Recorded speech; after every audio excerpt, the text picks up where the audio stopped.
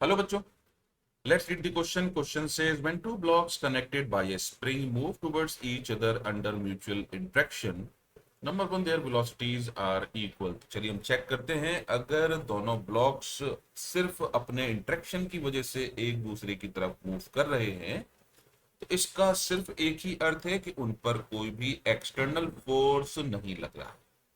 So if they are just moving towards each other, अगर इसका मास है एम ए और इसका मास है एम बी, तो इसकी वेलोसिटी होगी वी ए और इसकी वेलोसिटी होगी वी बी।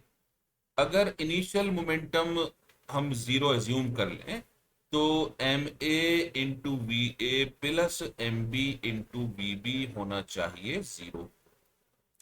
इसका मतलब m a v a is equal to होगा minus m b v b.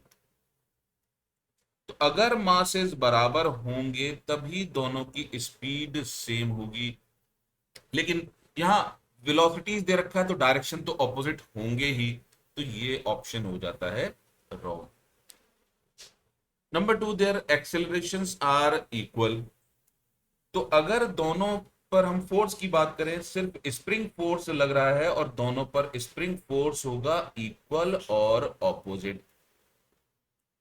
तो अगर स्प्रिंग फोर्स सेम है और मासेस डिफरेंट है तो एक्सेलरेशन ऑफ ए होगा एफ अपॉन एम ए और एक्सेलरेशन ऑफ बी होगा एफ अपॉन एम बी। क्योंकि मासेस डिफरेंट है तो एक्सेलरेशन का मैग्नीट्यूड भी होगा डिफरेंट, तो ये ऑप्शन भी गलत है।